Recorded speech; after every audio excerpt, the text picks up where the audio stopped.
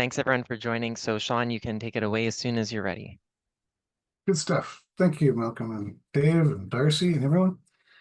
All right, I just want to do some key information about our platform Zoom at the moment. So due to the size of the group, your microphones have all been muted to ensure the best sound quality for everyone. And please use the Q&A feature to ask any questions, whether they're technical or related to the webinar content. We'll address them during the question period later in the presentation. And please be aware that some of the content in this presentation may be distressing. Please take care of yourself and seek support if needed. Contact information for help is being posted in the chat for you. Tanzi, everyone, and welcome to today's webinar. My name is Sean Stiff, and I'm from Peguis First Nation, a Treaty 1 signatory. I live and work here in Winnipeg, Manitoba, on the traditional lands of the Anishinaabe, Cree, Ojibwe Cree, Dakota, Dene peoples, and the homeland of the Red River Métis Nation. As a chair of the Indigenous Caucus of PIPSC, I'm honored to bring to our members this national discussion on understanding Canada's Indigenous Residential School system and advancing reconciliation. We are gathered on the ancestral lands of Indigenous nations, whose history span thousands of years, long before the existence of residential schools. These lands hold the stories of the peoples who have endured colonial violence, included the forced removal of children from their families. Today, we gather here seeking healing, justice, and truth. As we reflect on these truths, we honor the resilience of the survivors and their families and reaffirm our commitment to reconciliation. It's my privilege to introduce our guest speaker from the National Center for Truth and Reconciliation, Sandra Bender.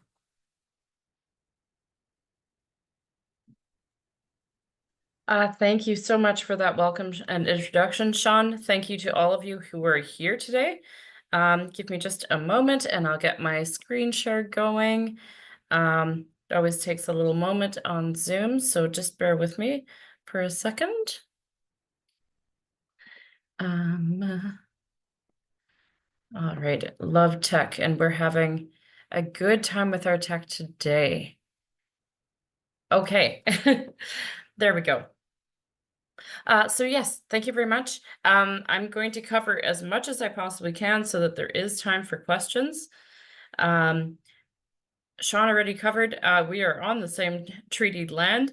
I just like to recognize, especially as a non-Indigenous person, the fact that I, sitting here in my office at St. John's College at the University of Manitoba, with water to drink, which comes from Shoal Lake.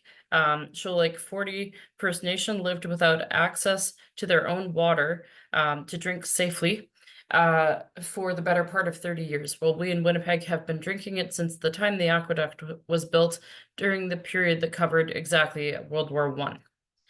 And by having hydro power to keep my laptop on and provide light in this room, that hydropower comes from the north of this province on Treaty 5 territory and on the waterways of the Winnipeg River system in Treaty 3 territory, which is also where Shoal Lake is located. So just by existing in this space, I personally am implicated directly in 3 different treaty relationships. So yes, here's my face. My full title is that I'm the Bilingual Community Engagement and Education Program Coordinator with the National Center for Truth and Reconciliation. It is a bit of a mouthful. I am a second-generation Canadian of European ancestry for the most part. My grandparents all came here as a mix of immigrants and refugees. So the narrative that I grew up with in my family was one of gratitude for safe harbor for people who were in emergency. It took me until my later teens to realize that that safe harbor came at a cost for the first peoples of these lands, that welcome was not necessarily our federal governments to extend.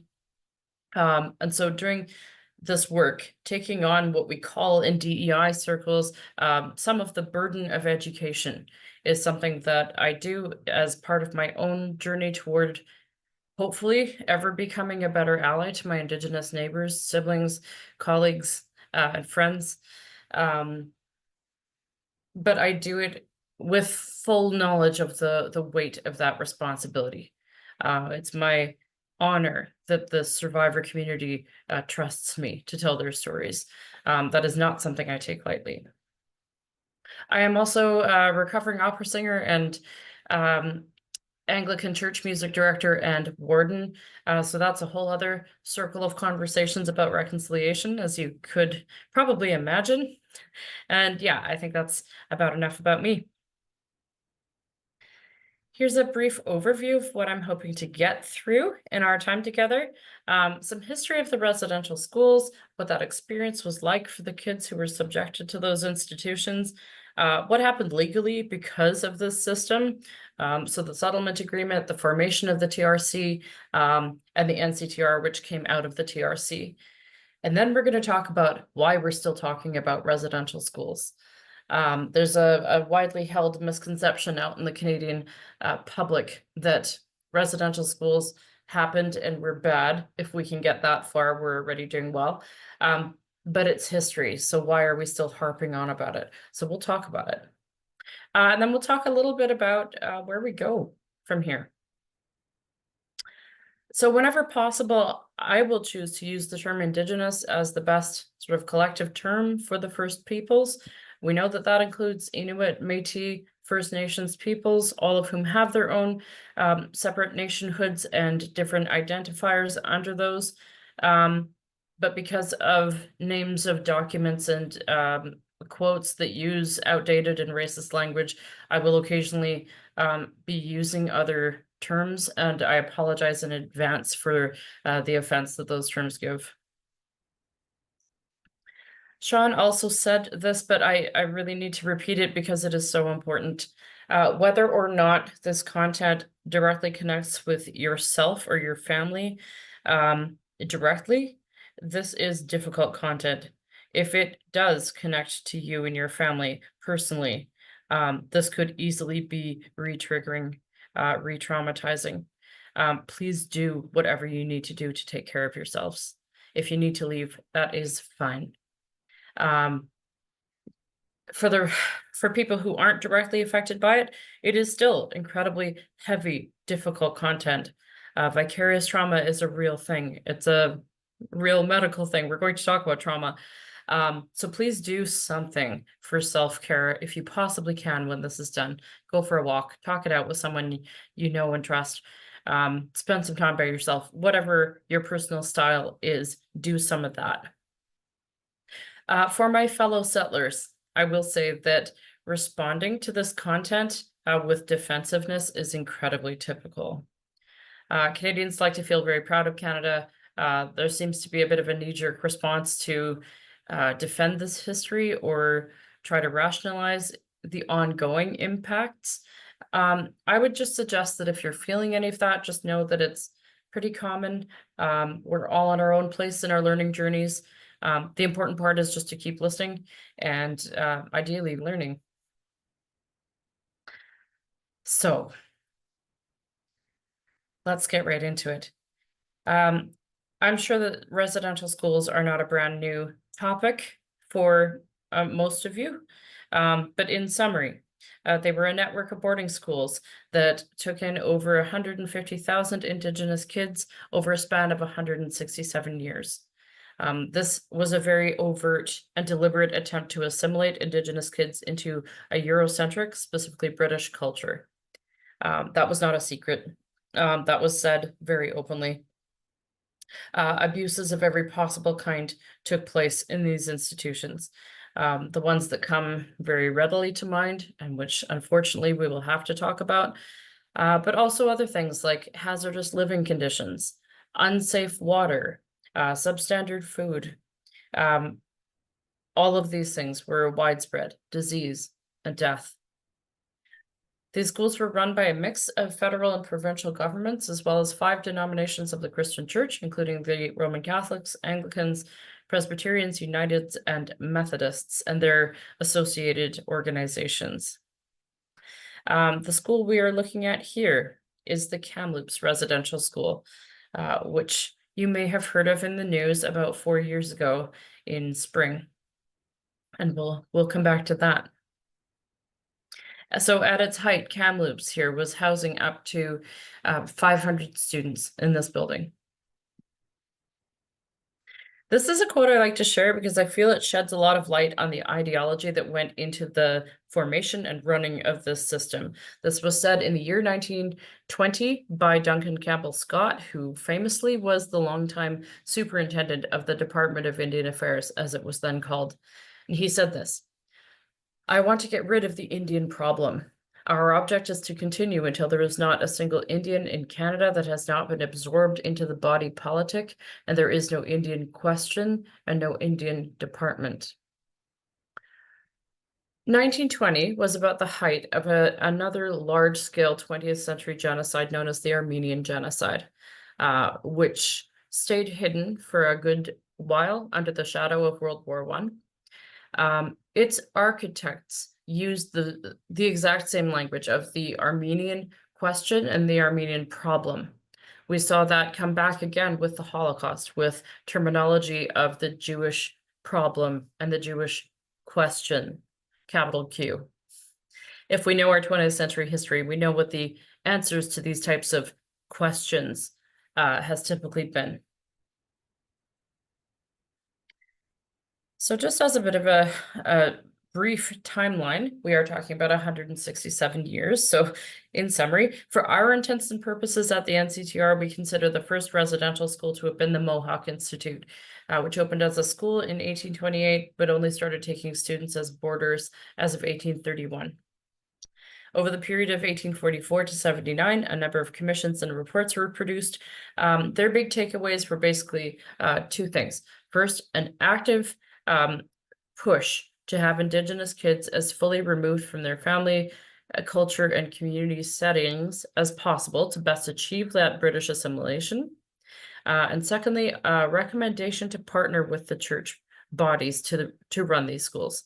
That one was a bit twofold as well. They thought that dedicated religious professionals wouldn't mind substandard pay and living conditions. That was part of it. Keeping costs down was always a priority. The second bit was that they also thought that it would help this assimilation process to have kids in a so-called Christian environment. In 1857, the British government, as it still was, passed something called the Gradual Civilization Act. It's kind of all there in the title, but the people drafting this bit of legislation talked about clearing the obstacles to colonization the way a farmer would clear stones from a field that they wanted to sow. The obstacles to colonization in the eyes of the British were certainly the inhabitants of the land. They also had the recent history of the wars waged against Indigenous peoples south of the border. War is difficult and it costs a lot of money. It costs in a lot of other ways too, but money, again, was the big concern. So the British wanted to avoid war, open war. A great way to prevent people from going to war against you is if you happen to have their children in your keeping. And that was very successful. 10 years later, Canada became a nation. So that civilizing of the land worked. 9 years later, the Indian Act, in its first iteration, was rolled out. It repealed and replaced the Gradual Civilization Act. It did a number of things. We could spend hours just talking about the Indian Act in all of its iterations. It is still very much enacted today, but it has been amended and amended and amended some more. In its first iteration, it did not talk about education at all. That came later. What it did do was formalize the reserve system, establish and impose the band and council system, which is still in practice today. It installed a pass system on the reserves to control whether or not people could enter or leave the reserves, especially leave. That exact pass system was the model used by the apartheid government in South Africa to control people from leaving the Bantustans. It was literally taken from the reserve system in Canada. In later iterations, it also made it illegal for Indigenous parents to prevent their children from going to school, to either refuse to send them or try to hold them back when what were called Indian officers or members of the RCMP would come to collect them and take them forcibly to these places. It also absolutely outlawed any practice of Indigenous culture, from the speaking of languages to the practice of any form of culture or spirituality, from practices as relatively small as a smudge, all the way to sweat lodges, the potlatch, dances, especially the sun dance, any and all of it were illegal. In 1883, the residential school system expanded aggressively, and an 1884 amendment to the Indian Act required at that point that all Indigenous kids attend either a day school, a federally run industrial school, or a trade school, aka a labor camp, or a residential school. That was updated again in 1920 when it was mandated that all Indigenous kids between the ages of 7 to 15 attend residential school specifically. We also know from our records that that age group was, that age range was applied rather loosely. We have records of kids as young as newborns being taken to these places. And the oldest record we have of a student was 23 years old before he was allowed to leave. Now, even though the Indian Act did not apply to Inuit peoples, the program expanded into the Arctic in the mid-50s. For many northern communities, there is a very common shared experience of the arrival of seaplanes filled with people who did not share language in common with the community, who were there to take their children away per force to places that they were not told. That experience is shared across the north of these lands. In 1969, the federal government assumed the running of the residential schools officially. They encountered all the same problems of maintenance, upkeep, cost control, etc., that the church bodies had, and that led to a gradual, but mass, in the end, wave of closures. The closing of the residential schools was never a deliberate decision. It was never that our nation said, hey, we're doing this thing. It seems to be profoundly bad in many ways. Possibly all the ways, perhaps we should not do this anymore. That's not how that went. It was that the south wall of this particular building crumbled and it was too expensive to fix, so they shut the school. Or this one burnt down for the fourth time, and they decided not to rebuild it for a fifth. So all of that finally ended with the last school closing in 1998 with the Lebret Residential School in Saskatchewan. For personal context, I graduated from high school in 1997. So I didn't learn this stuff in high school because it was literally still happening while I was in high school myself. And I know that will be the same for many of you listening. All of that led to what is still, to date, the largest class action lawsuit in Canadian history, the signing of the Indian Residential Schools Settlement Agreement, or IRSA, which is much shorter to say. In 2008, former Prime Minister Stephen Harper gave the official government apology. In 2010, the TRC officially opened and began its 5-year mandate of work. When they closed in 2015, with the publication of its final report, the NCTR opened to immediately pick up the mantle and carry that work on. So, just before I go on, I'll just say that is 167 years of history that was foundational to our nation becoming the nation that it is today, the nation that was able to accept my grandparents and probably many of your parents, grandparents, yourselves, or further back, people in emergency who are grateful to have landed in this land. The residential school system was foundational to allowing that to happen. So, the assault on Indigenous identity began the moment kids arrived at a school. You may or may not know the name Phyllis Webstad, but you probably almost certainly know of the Orange Shirt Day movement, now federally recognized as the National Day for Truth and Reconciliation on September 30th. It was Phyllis whose orange shirt was taken from her. Phyllis is still very much alive and kicking. She's a fantastic public speaker if you ever have a chance. She's also a member of our Survivors Circle. The practice of taking kids' clothing and personal belongings, anything that they arrived with, started from the beginning. That did not end. In the earlier generations, that would have been handmade items that would have taken a lot of time and labor to have made. Those items were not returned. Universally, kids had their braids cut. We know, I'm sure, but just in case, we know that braids are much more than a hairstyle in Indigenous culture. They hold specific spiritual significance, and the loss of those was not just a loss, but a violation. If the kids did not have a Western style name, when they arrived, they were given one. They were also assigned numbers meant to correspond to their belongings as assigned by the school. For many kids, survivors talk about having only been referred to by number for the entire time that they were in school. There's a survivor that we know who was referred to as 57 for 13 years of his early life. And to date, the sound of that number is a trauma trigger for him. So throughout the country and throughout the history of the schools, these buildings were incredibly poor and dangerous to live in.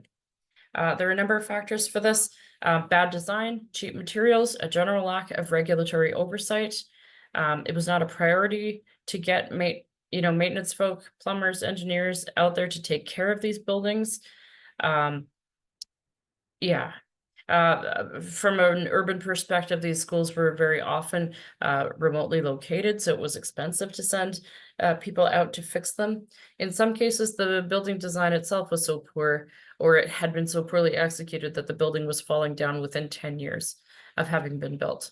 To date, only 17 of the residential school buildings are still standing. When people bothered to check, which was rare, they universally deemed the conditions to be unsafe, unsanitary, unfit for kids or adults. Water treatment and quality was an ongoing problem.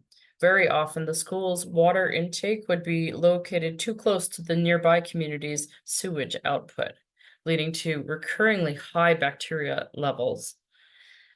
This quote here comes from a man named Eric Barrington, who was briefly the principal at the Wabasca Residential School in Alberta, who described the water there as having, and I quote, "a flavor all its own. The color is that of medium strong coffee, also is very hard, and discolors all receptacles it has the misfortune to touch."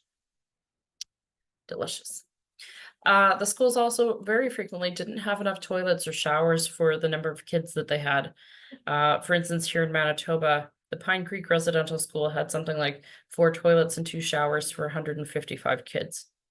So we can imagine the condition of those facilities. Overcrowding was a recurring issue, again, throughout the history, and this is basically due to the fairly simple fact that the schools were funded on a per capita basis. So all that did was incentivize them to take on more kids than they could safely house. This quote comes from a book that came to the TRC's archives, which the NCTR now cares for.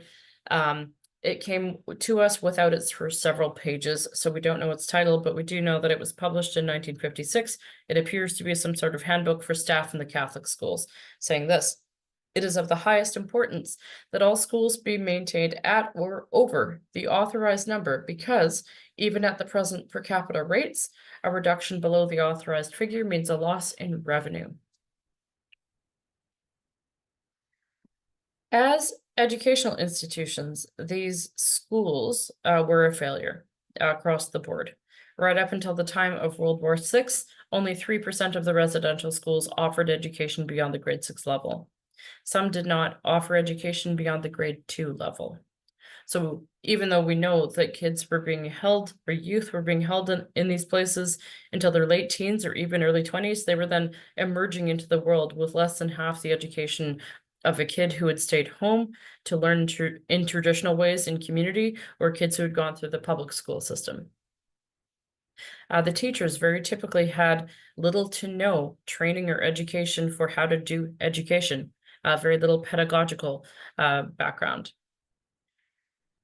The school's subject matter tended to focus heavily on Christian religious content.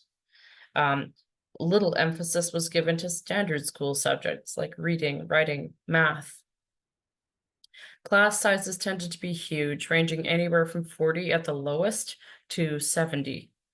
This was a typical class size. Not a one of the residential schools had a library. One thing we can be fairly certain that they all had, whether marked or unmarked, was a cemetery. I didn't know about any of you, but none of the schools that I have ever gone to have had a cemetery. They've all had libraries. Reading is supposed to be inherent to the educational process. Death is not.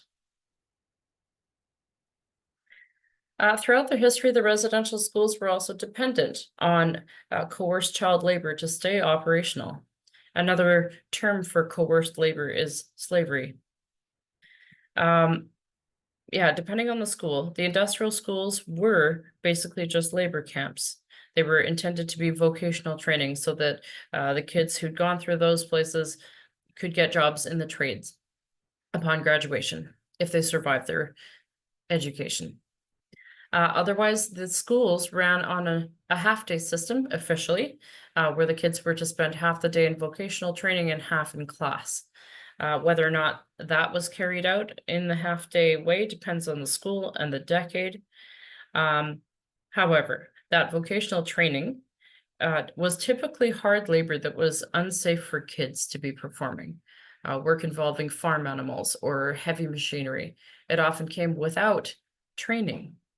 It usually came without adult supervision, personal protective gear, things of that nature. So accidents and death were common because of this type of work. This is a photo of a quarterly report from the late 50s after child labor laws came into effect in Canada. And it does show that the number of hours per day per kid dropped significantly after that, but it never ended. So the highlighted number here, 145, is the number of labor hours in this quarter for 91 students. So it dropped to about an hour and a half of labor per kid per day, but it never ended. Now, the kids coming in very often had a lot of trouble adjusting to not just a Western style diet, but a very low quality one. Traditional foods would have been things like whole foods, wild game, meat, fish, berries, etc. So transitioning from that to processed bread, processed meats and cheeses, if they got meat at all, this was difficult. On top of that, the foods were very often spoiled, moldy, riddled with maggots. There are a horrifyingly high number of stories of kids who were physically restrained and force-fed, and an equally high number of stories from survivors of having then vomited and then been made to eat their own vomit. So, for most kids, lunch is a highlight of the day. Heck, for most adults, lunch is a highlight of the day. But for these kids, meal times often became a source of psychological terror. So the staff planning the meals had equally little training. It's very difficult to cook in bulk if you're not used to it. It's not going to be a good time for anyone. So what most schools defaulted to was an incredibly repetitive meal plan. With the same breakfast every day and anywhere from 2 to 5 lunches and suppers that would be rotated through. So our nation started publishing official, back then, food rules. I think we typically refer to this as dietary guidelines now, it's a bit softer, but back in the early 40s, as early as 42. So as of 1944, this is a summary of what our nation was officially recommending for healthy eating. So it looks a little dated to my eye. We tend to talk about dairy and dairy substitutes more than just milk. There's a much lower emphasis on organ meat generally, but I would say generally these look like recognizable nutritional categories. In that same year, and I'm aware that this is pretty wee, we'll see a close-up of one part in just a moment. In that same year, 1944, a teacher named Eden Corlett was teaching at the All Saints Anglican Residential School in Aklavik up in the Northwest Territories, and she actually wrote a letter to the Department of National Health to complain about the conditions she saw the kids at her school enduring. She talked about things like there not being adequate cleaning supplies for the toilets, or the school would run out of toilet paper on a regular basis, that the kids were breathing in untreated sewage fumes from chamber pots that were left uncovered overnight. She also typed up this menu herself to report on what the kids were being fed. And while she was at it, she also had a look at what the school was actually spending. She went through their invoices and determined that the school was actually vastly underspending on its budget for the kids' food. The budget was actually $100 per child per year in 44. And she determined that they were only spending $20.52 per kid per year. And here's what that budget gets you for Monday, every Monday. The menu went like this. For breakfast, a bowl of porridge, and she specified with no milk, 1 slice of bread with tallow, which is rendered beef fat, and a cup of cocoa. For dinner or lunch, it was a piece of boiled fish, a slice of bread with tallow, and a cup of water. For supper, 2 hard-boiled eggs, a slice and a half of bread with tallow, and a cup of tea.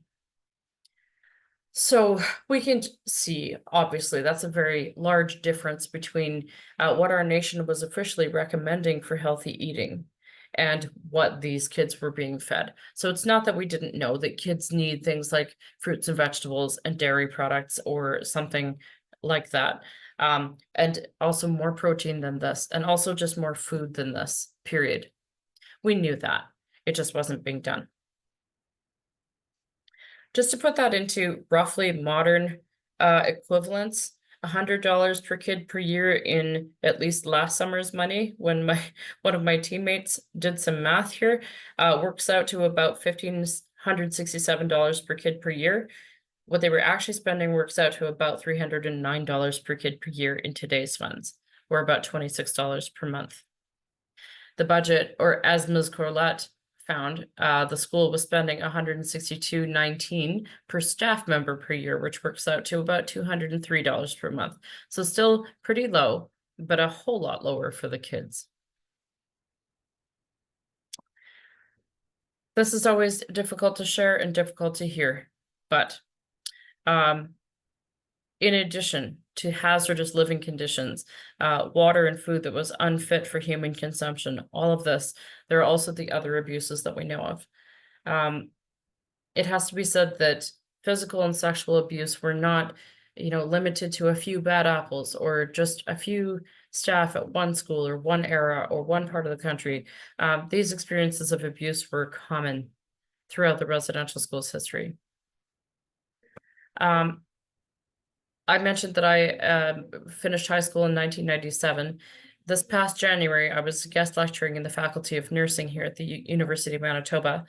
And I met a mature student who's exactly my age, who graduated from that last residential school to have closed in Saskatchewan in 1997 as well. She talked to me after I had a number of lectures with them. She told me about a room at her school.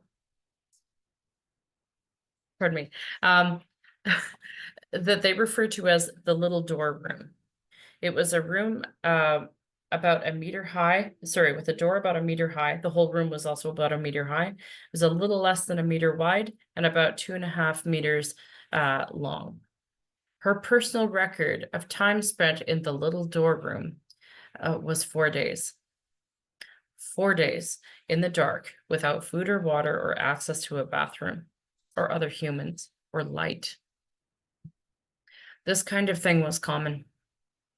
The churches especially wanted to avoid the negative publicity of investigations, obviously. So if they happened at all, they were typically extremely limited, with very few witnesses being called. The child themselves never would have been spoken with, nor their parents.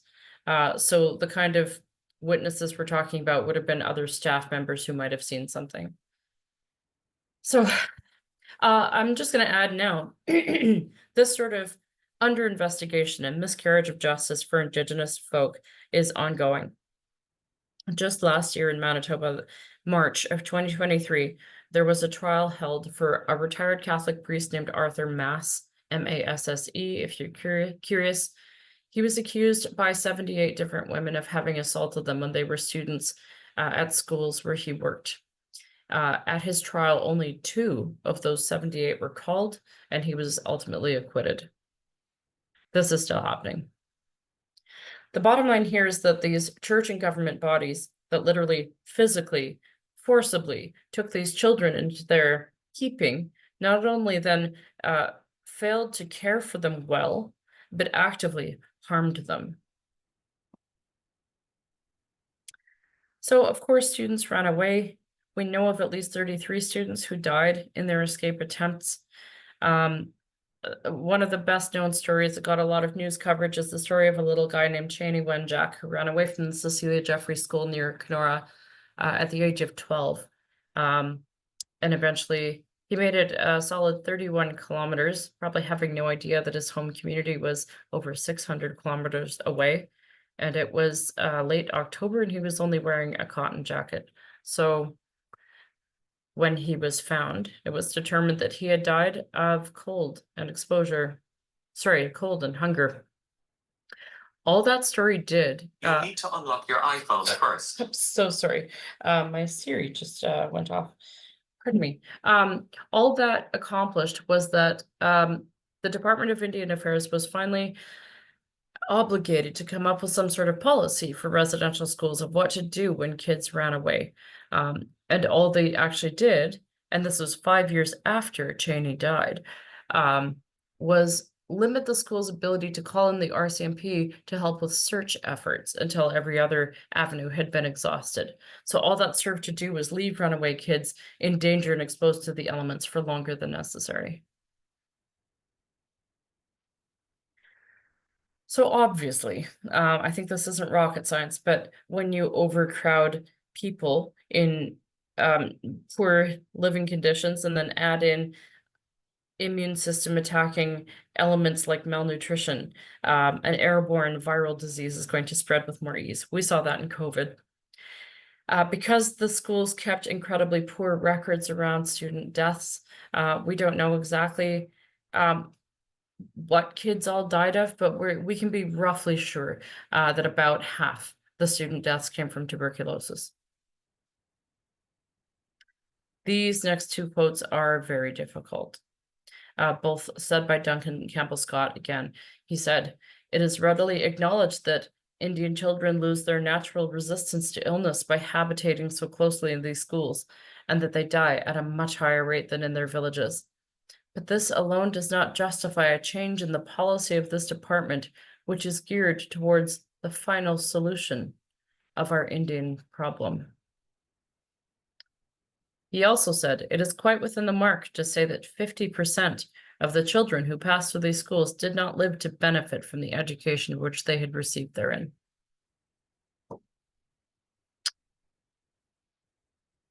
Yeah, this, no matter how many times I've shared this, it never fails to startle me all over again. But as compared to World War II, generally acknowledged as the deadliest conflict in human history, the ratio of deaths at residential schools was 1 in 25 kids, whereas in World War II, it was 1 in 26 soldiers, meaning that it was more dangerous to be an Indigenous child in school than it was to be a soldier in an active war zone. So when the discovery of the 215 unmarked graves at Kamloops came out in the news in May-June of 2021, it was a pretty shocking wake-up call for a lot of Canadians who had not been aware that death was as common as it was at the residential schools, or how little care had been taken to record those deaths responsibly. Most of these schools' burial grounds were not officially registered as cemeteries. There are laws around how human remains need to be treated. But if you haven't registered your burial ground with anyone, again, you'll escape that regulatory oversight piece. The Department of Indian Affairs did not cover the costs of holding funerals or sending kids' bodies home to their parents.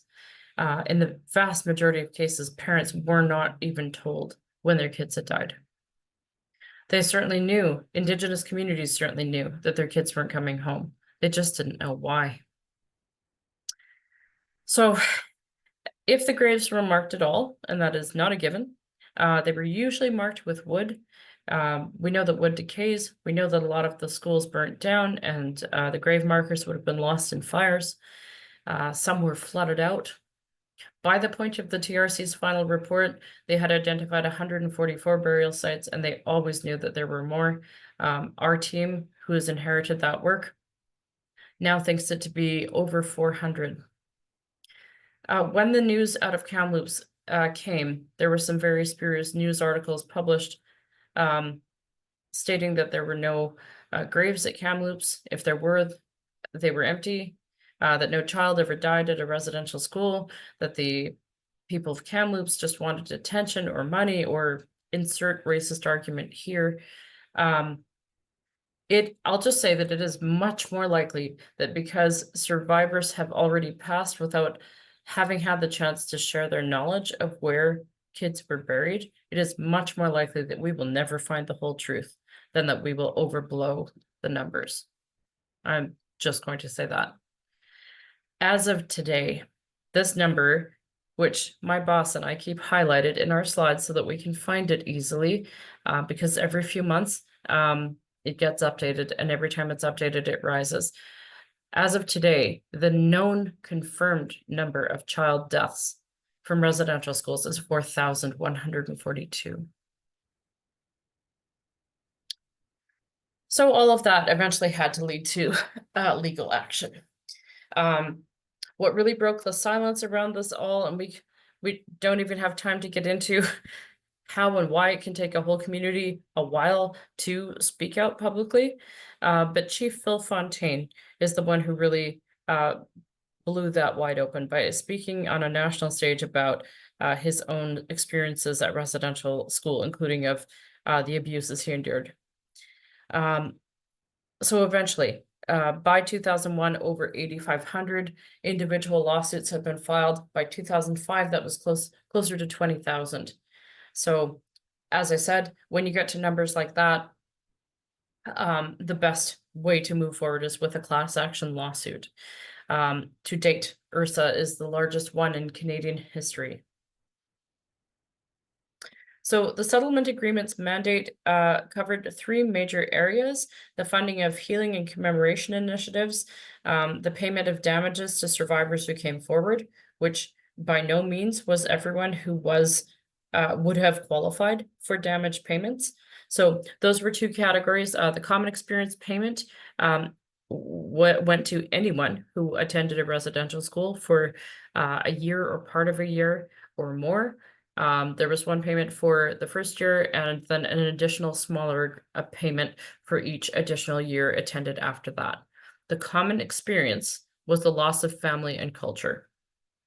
For any further abuses to be considered for damages, people had to opt in to a lightly compensated independent assessment process, which involved sitting down in a room with lawyers and recording equipment and detailing the specific natures of abuse: where on your body, how often, where in the school, which room, etc., etc. That was a process many survivors could not do.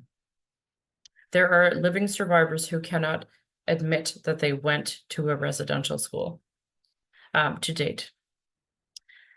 The third big part of the settlement agreement's mandate was to establish a Truth and Reconciliation Commission, which was the 4th of its kind globally. Oh, yes, this is the condensed section. So the TRC's mandate was primarily to find information, to find out what happened to all those kids who never came home, to collect records and documents and oral statements. We still have statement gatherers out in the field today, even though the time for, the window for getting compensation is long closed. There are people still today only just becoming ready to share their story with someone. It's an important part of the healing process, and we will continue to gather statements as long as there are survivors who want to share them. The TRC held 7 major national events, the first of which was held here in Winnipeg, where I am. The final one was held in Ottawa with the closing ceremonies. There were also many smaller events for people to share their stories, offer gestures of reconciliation and apology, to offer pieces of their experiences. So all of that comprised the TRC's archives. The TRC had a legal mandate of 5 years of work. They always knew that 5 years would never be enough. We still know that 5 times 5 years won't be enough.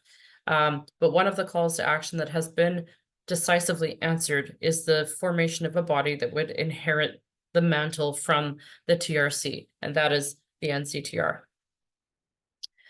So one of our primary mandates is to be a safe home for the archives to reside and be cared for. It is a hallmark of any genocide or atrocity that the perpetrators attempt to destroy the evidence across the board. So having a safe place for those records to live is a huge part of our work. The Missing Children and Unmarked Burials Working Group actually started before the TRC did. So then the TRC took them on, and now we have inherited that mantle of work as well. The Missing Children Working Group is currently on phase 3 of an untold number of phases. Their work is based on these extremely basic questions. How many kids died? What did they die from? Where are they? And who were they? It sounds pretty basic, but it is tougher than it sounds. In some cases, a residential school cemetery still actually resembles one. This is the cemetery at the Shingwalk Residential School in Ontario. I think it's now run with the help of Algoma University. But for the most part, a typical residential school burial ground looks like an empty field. So that is tough, because if there is no one with the living memory to tell us where to look, we are not going to know. For instance, this is a photo of the Lebret Residential School, originally opened as an industrial school. Pardon me. If you look closely in the lower left part of the photo, here you can sort of see the remnants of where two of the walls of the cemetery would have been. But based solely on a survivor's memory that was passed on to her from another survivor, they actually went back and looked again. And indeed, they actually found human remains over in this area of the school grounds. What they found was the remnants of a child who would have been 4 to 6 years old at their time of death. And we know that they were buried about 125 years ago. This was just found in December of 2022. We don't know who this child was, what they died of, or why they were buried in a field when there was an official cemetery right there. So this work is ongoing. Now, as to the whole, why are we still talking about residential schools? And I'm going to talk faster. All of these things on the screen are direct continuations of the residential school system. It might be that the delivery system has been tweaked a little bit, but the practice, say, of removing Indigenous kids from their families, cultural contexts, and communities and placing them into the care of other systems with another cultural majority, where they are still experiencing the same types of harms and abuses, this is still going on. Missing and murdered Indigenous women, girls, two-spirit and gender diverse people, this is still a direct part of that. Let's talk about trauma. Indigenous communities have been talking about the notion of inherited or accumulated trauma over generations for a long time, in lots of different ways of phrasing it, whether that's blood memory or other language for it. The Western medical system got on board with that notion a little bit later. The American Psychological Association was the first to give it a definition, and they gave this: a phenomenon in which the descendants of a person who has experienced a terrifying event show adverse emotional and behavioral reactions to the event that are similar to those of the person himself or herself. Now, I do apologize for the medical word salad you're about to get here, but bear with me. There's a whole field out there called epigenetics, which looks at molecular modifications to a person's phenotype or their physical traits. So these are changes that don't change the DNA sequence, but change the way genes can be expressed, or if they'll be expressed at all. So for our intents and purposes, we talk a lot about abnormal DNA methylation, which is something that happens where something called a methyl group attaches itself to susceptible sites on a person's genes. So abnormal DNA methylation is related directly to things like eye disease, type 2 diabetes, which is rampant in First Nations communities, a preponderance or a predisposition rather to cancer, as well as a whole range of psychiatric problems. So meaning, the takeaway here is that a person who has experienced trauma can then pass down things through the birth process to their children that will affect their health because of the trauma that the parent experienced. There are also ways that trauma gets produced environmentally that leave a lasting physical mark on a person. For instance, a study out of the University of Wisconsin-Madison did a whole study on early childhood adversity and stress and found that kids who have lived through that kind of thing show genetic differences specific to their abilities to regulate their moods and form healthy attachments. They also checked back 10 years later with the kids in that high stress group and found that those genetic markers were still present. So it's not something that these kids were able to just get over or shake off, grow out of, move past, think positive thoughts, and then boom, it's gone. Another big one is called brain-derived neurotropic factor, which tends to get produced in environments where the expecting parent is experiencing a high amount of fear. For unknown reasons, it seems to affect male newborns more than female. And it shows specifically in things like increased amounts of depression, self-harm behaviors, including addiction. It's literally considered a biomarker for increased suicide risk. And we've seen that. Suicide rates are higher in every type of Indigenous community. Right up to a stunning 9 to 20 times higher in Inuit communities. The highest at-risk age group is young men between the ages of 15 to 24, except in Inuit communities where it's also elders. By 2005, there were over 3 times as many Indigenous kids in the child welfare system as had ever attended residential schools. So what that suggests is that the practice of removing Indigenous kids from their families, communities, and cultures and placing them into other familial, communal, and cultural settings will result in more of that happening. Indigenous families are over 4 times more likely to be checked on by CFS, for instance. My family has never been visited by CFS, and I grew up with an alcoholic parent. In my elementary school era friend group, there was one Indigenous boy and his family got checked on about once a month. None of the rest of our households did. That's one of those bits of systemic oppression that is ongoing. Unfortunately, child mistreatment and neglect happens in households of every possible background. It's just that Indigenous families are much more likely to be checked on for it. I've mentioned MMWIG already. This is ongoing because crimes committed against Indigenous people tend to be under-investigated. We don't actually know how many people have gone missing. One thing we do know is that the vast majority of kids who go missing are wards of the state. Now, I'm just for time going to skip forward a little bit. One thing I will mention is food insecurity. There are both food and housing crises that get worse and worse the further north we go. This photo was taken in Iqaluit 4 years ago, before the major grocery inflation that we all felt in the south of our provinces took place, showing this Tropicana orange juice on sale for the low, low price of $26.99.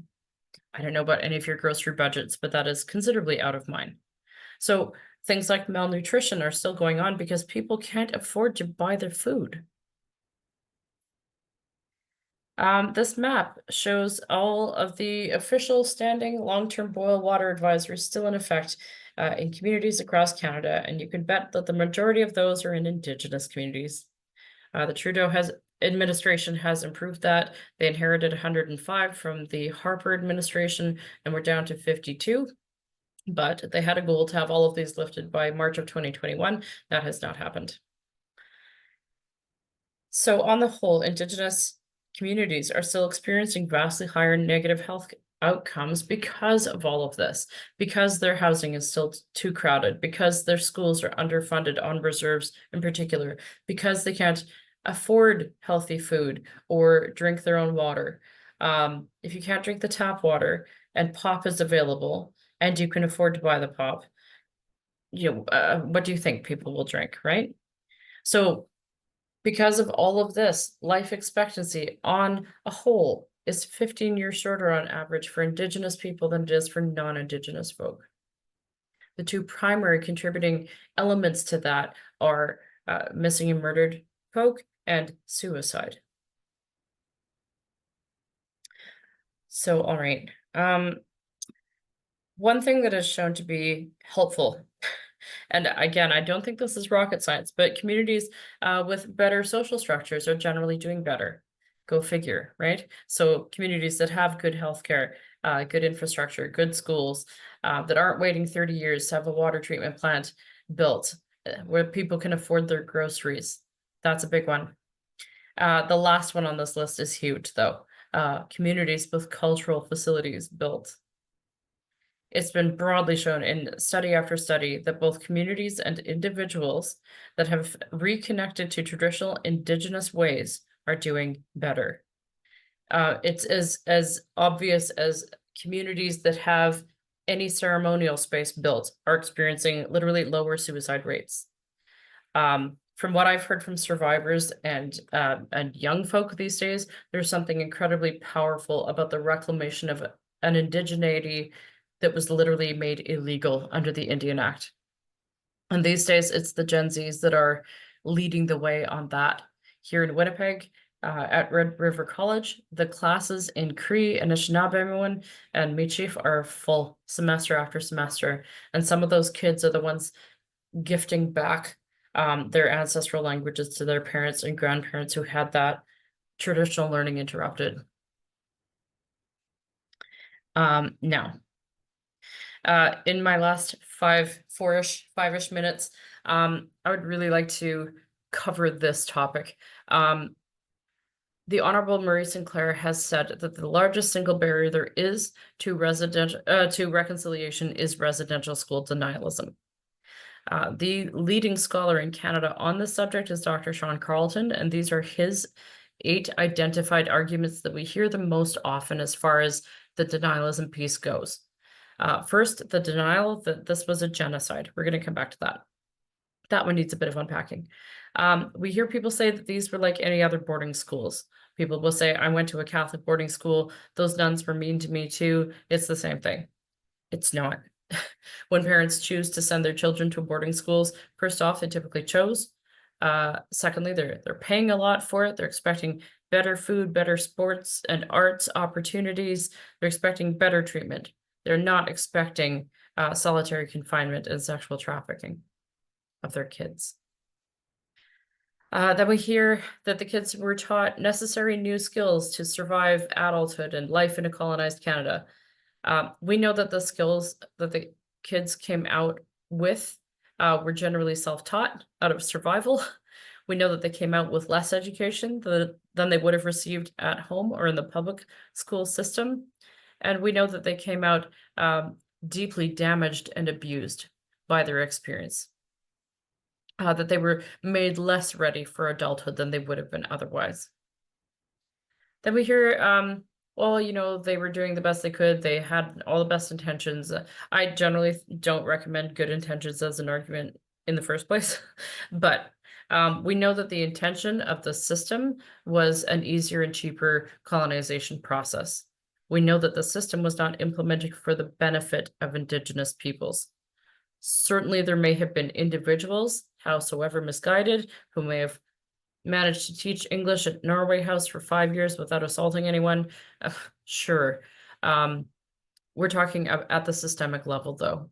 This was not done with good intentions. Then we get the false equivalency argument, which is where someone uses an individual anecdote rather than looking at the broader pattern experience. You know, I know a guy named Jimmy who went to a residential school and he played hockey and he liked hockey, and therefore Jimmy's whole experience was therefore good, and also every other experience was just like Jimmy's. Again, not a good argument.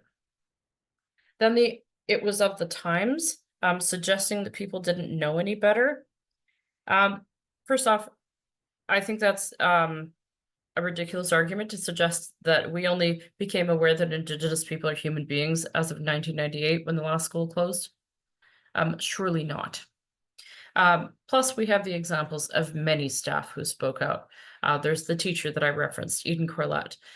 Famously, Dr. Peter Henderson Bryce, the chief medical examiner for the Department of Indian Affairs, who wrote a scathing report on the health of the kids in the schools as far back as 1907 and was bullied into early retirement by his superiors because of it. They also refused to publish his report. He self-published it later. People knew. Lots of staff spoke out. The demand for civility is essentially the tone policing argument where, settler sensibilities get prioritized over the very justified anger and frustration that Indigenous folk often feel about how their people have been treated. And then there is the outright denialism, denial and misrepresentation, like those articles out of Kamloops. So now, I'm over time, I'm sorry. Very quickly, the man who coined the term genocide was a Polish Jewish lawyer who was studying the Armenian genocide and noted that there wasn't a legal term for the attempted killing of a whole people. So he made this word. He also went on to lose about 50 members of his own family to the Holocaust when that rolled around. And he identified these 3 methods of how you commit a genocide. This is not a ranking, but physical methods, where you just kill as many of the people as possible. Yes, people get that. Biological methods are where you prevent people from having kids. This is still happening. Women, especially, are still being coerced into agreeing to being sterilized. They were also very legally sterilized for a long time through eugenics laws that were active in Alberta and BC specifically. Cultural, and again, this is not lesser than, it's just another method, is where you kill the people by essentially making them forget who they ever were. You make them not exist especially by skimming their youngest generation off and raising them with different language, different religion, different cultural practices, so that they grow up essentially not their cultural selves. The UN did accept that definition and codified genocide as an independent crime in 1948, and they expanded Lemkin's 3 methods to these 5. It's been expanded again since, but I'll just point out that forcibly transferring children of the group to another group, that alone constitutes, by international law, an act of genocide. So now, if you want to keep learning, and I'll send the organizers some resources that my colleagues and I have knocked together. But the good news is there are so many ways to keep expanding your knowledge. This is an especially good month for it, obviously. If you have the time and attention span to read long legal reports like the National Inquiry into MMWIG or the final report, do that. If you have time for a 10-minute TED Talk, do that. But do keep going. We also offer a couple of different series. NCTR dialogues are especially fun. Residential School History and Legacy is a free webinar. It's the same every month. It's an intro level course. So if you know someone who could do with some education, send them to one of those. And then you can find us on our socials or on our website. If you have questions about records requests, send me an email and I'll help you out with that. Yeah, so I'm going to stop sharing and see if we have questions. Oh, okay, I see we do have questions. Cool. And there's stuff in the chat. Okay. If anyone does not want their question read out loud, just say, but okay, so I'm going to go in order. If people need to go, that's fine. This is being recorded, so I'm sure that you can come back to it and get these answers in a bit when you have time. William, you said looking at that 1920 quote, was this a uniquely Canadian perspective or were there USA's world events / attitudes influencing us? I ask for lessons in contemporary extremism and racism influence supercharged by social media today. Oh, Sean, thank you for that note. These attitudes were pretty common globally, depending on the specific group of people that were being targeted by them. But this practice of identifying a group of people as undesirable and othering them in this way, you're right, that has not ended. It is still absolutely present in the US. I mean, even I keep referencing the Armenian genocide. It is still illegal in Turkey to recognize it as a genocide. It's considered an act of treason. You're considered treason. There we go. Yeah, this is a particularly difficult attitude to combat, but this practice of identifying an indigenous, or this group problem, the question, capital Q, of what to do about them, that never historically has led to good places, and we're still thinking about other people in those ways. Will DNA, David, you've asked, will DNA testing be carried out on residential school grave bones? I'm decidedly not an expert in this particular thing. I will say on September 12th, the Missing Children Phase 3 working group is holding a seminar for 3 hours that morning that will be live streamed to our YouTube channel. So check that out if you want. What ground penetrating radar can typically do is identify soil anomalies. Those anomalies then do get tested in a number of different ways. I believe that some of that is DNA testing, because that's, to my knowledge, how they match remains. Because when you're looking at something that was buried 125 years ago, say, we're talking about, dust particles, and matching those so that you know which particles belong with which body. Not to get too graphic. They definitely have methods, because, that confirmed number I have, that is nowhere near as many children we know to have gone missing at the schools. That's matched confirmed remains. So they must have a process. I hope that helps. Okay, Elizabeth, you said, please describe how difficult it was for parents to see their children. Well, yeah, once they were sent to residential schools, e.g., were they at home during summers? In one of the photos of Labret, we saw tents set up by the parent. Yeah, outside of a fence, who were hoping to see their children. Yeah, it was very difficult. Some of the schools were built with parental visiting rooms, but the experience is very different depending on the family, the school, the nation. As I said, most Inuit parents were never told where their kids had even been taken. They very frequently never saw them again. In many cases, parents did know where their kids had gone, but it was so far away that they couldn't afford to visit. In some cases, they would show up to visit, like in that photo, and be denied entrance.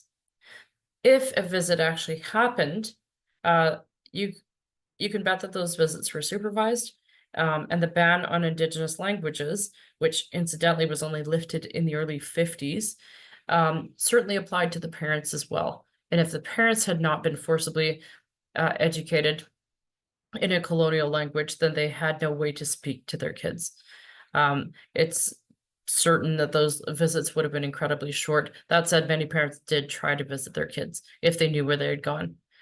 For day schools, especially day schools on the reserves, sometimes kids, those kids would have gone home every night.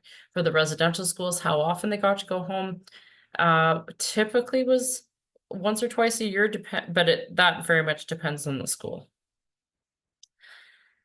Yeah, and that was painful. There's a survivor we knew who just passed away this past year, who talked about how she and her husband would travel for several days to visit their son. And even if they only got to see him for 5 minutes, it was still something. All right, David. David again. You've said, have there been a comparison between the impact of residential schools on Indigenous children and the treatment of home children by the British? I'm not aware. It's likely. Yeah, the home children that David's referring to here, we're talking about the kids who were sent from Britain to Canada to wait out World War II in a safer setting. But those partings were often forced upon the parents or deeply unwilling. I don't know enough about the home children to really talk about that. There is a danger in comparing situations, for sure. My background is as a genocide scholar. And that's the thing that gets talked about not making direct comparisons between atrocities because they're all unique. I do like to draw comparisons here and there where I feel like it could be effective because Canadians have trouble seeing the severity of this. Yeah, so I'll say I can't answer that. It was probably difficult, but I'm going to say slightly different ways. How's that? All right, Tila Boivin.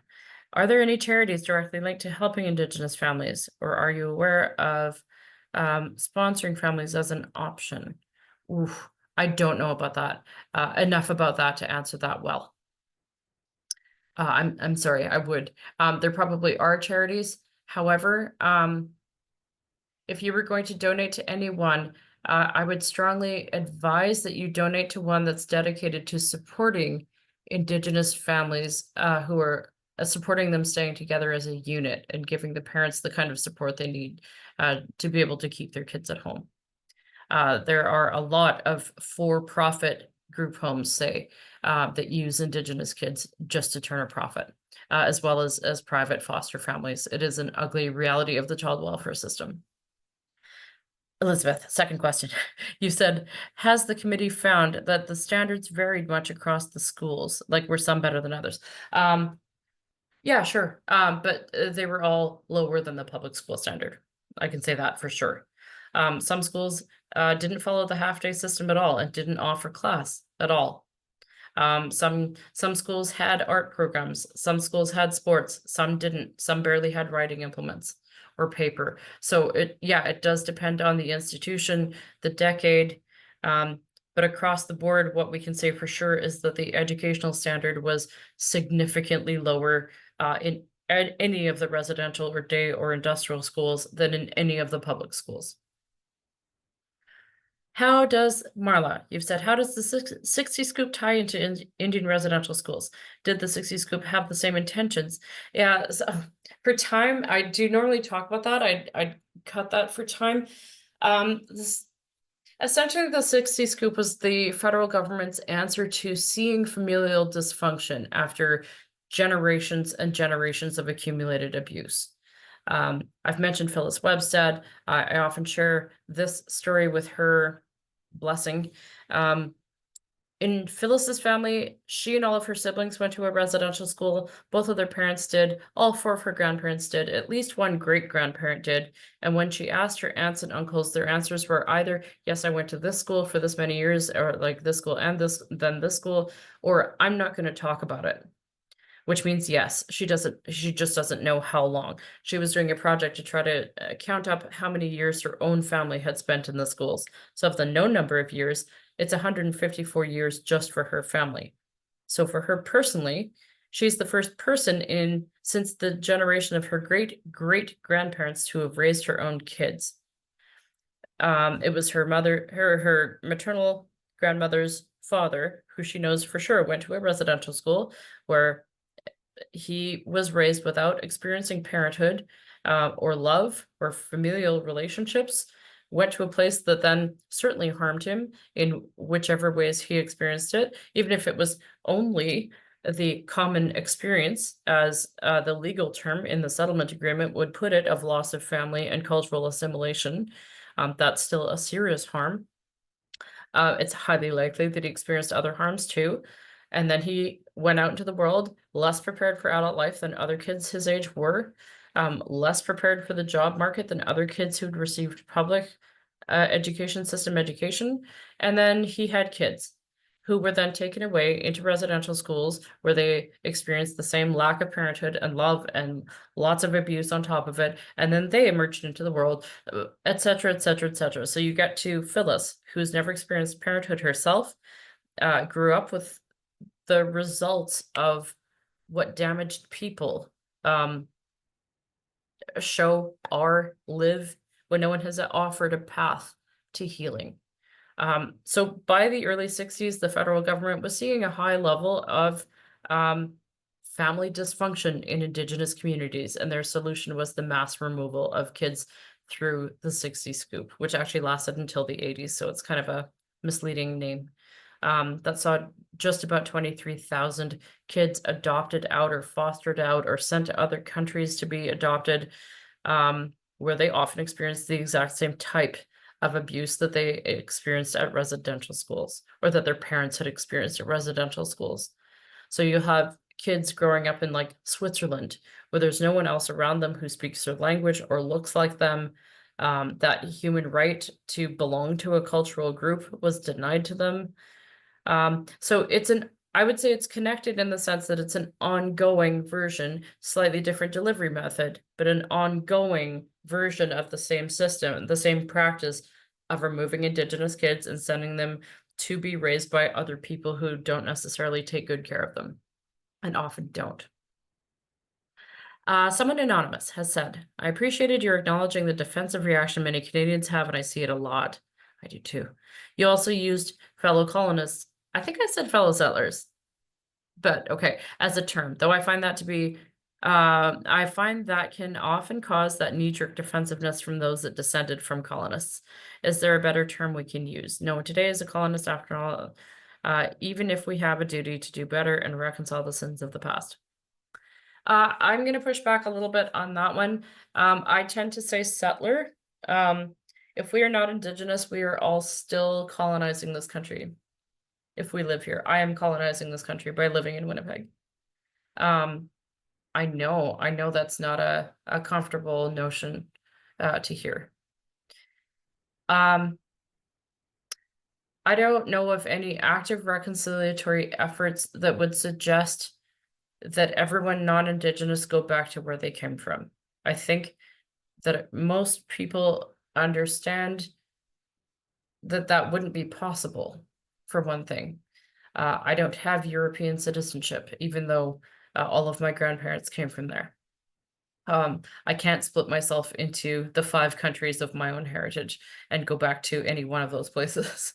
That's not the ask, I think. I think the ask is to acknowledge that our country is where it is because of a violent, brutal, genocidal colonization process.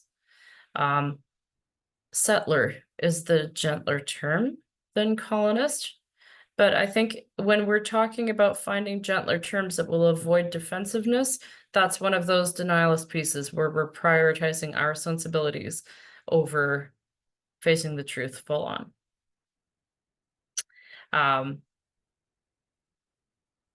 All right. Okay. Melanie, you've said, thank you for the presentation. Your presentation touches on an important component of the truth that needs to be heard. I was wondering if you could speak more to what participants can do with this knowledge to move reconciliation forward. I would say the biggest and best thing you could do. That's a great question, Melanie. Thank you. And I've been warned that we are running out of time, so we'll probably have to skip a few of the questions, and I'm sorry for that. I would say one of the biggest things all Canadians can do, regardless of background, is educate one another. Encourage each other to get some more education on this. Yeah, send people to a residential school, History and Legacy 101. They're free. People like free things. We also have a ton of programming coming up for Truth and Reconciliation Week at the end of September. There will be daily adult level lunch and learns with really cool speakers. If you're here in Manitoba, the Lieutenant Governor is running a series that I've sourced all the speakers for as well. So pardon the self-congratulatory sound, but I think I chose very good speakers for that too. There are so many cool ways that we can choose to open our ears. Like I said, if people have the attention span for a 10-minute TED Talk, cool, that's something. If a place has been renamed, use the new name. I am going to send out that list of resources too. Some of those things are free courses, some are documentaries, some are fiction, depending how we like to take in information, but encourage your fellow Canadians to keep learning. Alrighty.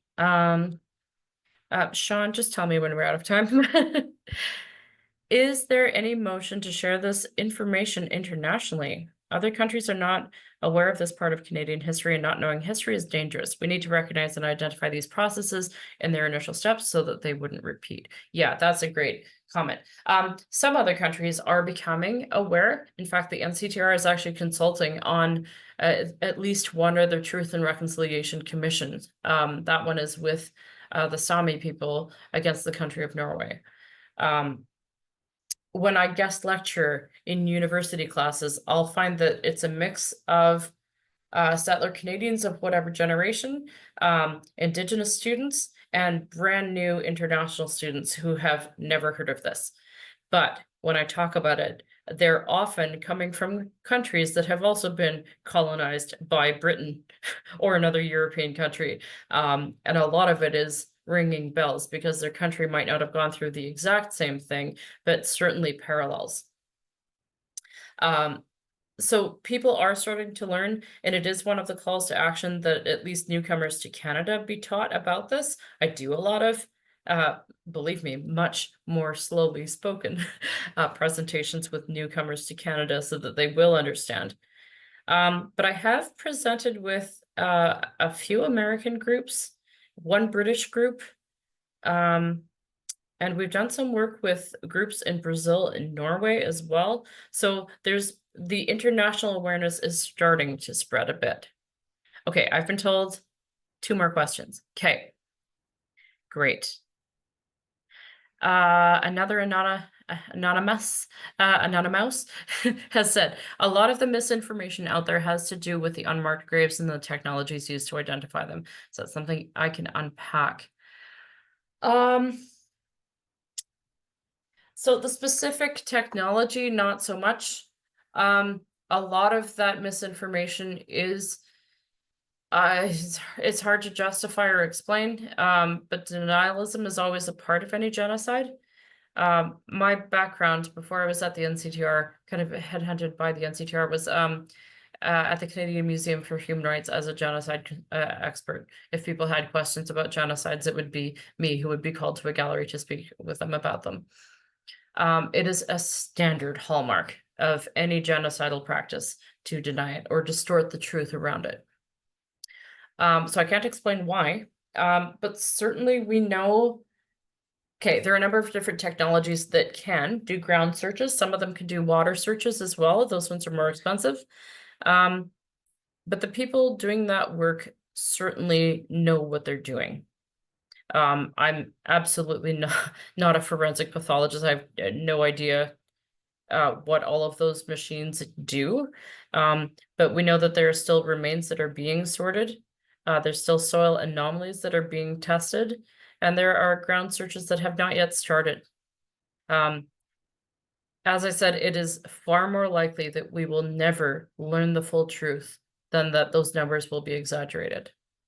Our window to get that information from living survivors' memories is shrinking as the survivor community ages. Because we still have statement gatherers out there in the field, obviously they're never going to be pushing survivors to please talk about dead kids. Obviously not. But if any of that happens to surface in those conversations, it's incredibly valuable for our team that then can advise communities, hey, we've heard that you may want to do a ground search about here. We can help you find funding and so forth.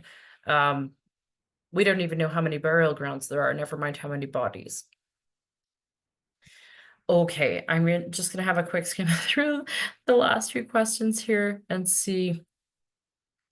Oh, this is hard. You all have such good questions. Really tough. Okay. Bernard, I don't know. Bernard? You've asked, is there a way CWS personnel can be trained and from the First Nations families so that they can offer support and guidance from a cultural and First Nations lens? That is such a good question. Yes, there are training programs out there for people who work within the child welfare system. Yeah, and I think you've hit on one of the most important things of doing this through a culturally appropriate way. This is one of the most important things.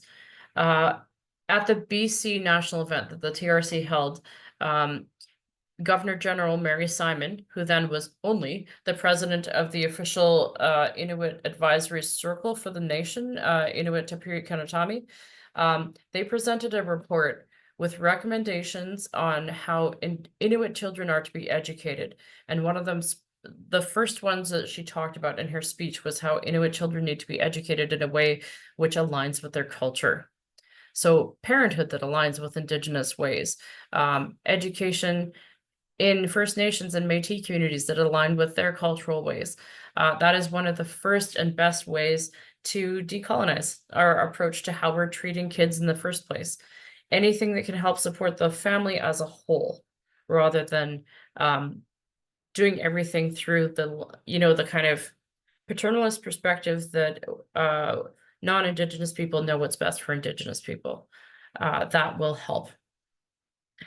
Okay, so Malcolm has said in the chat here that we're out of time for questions.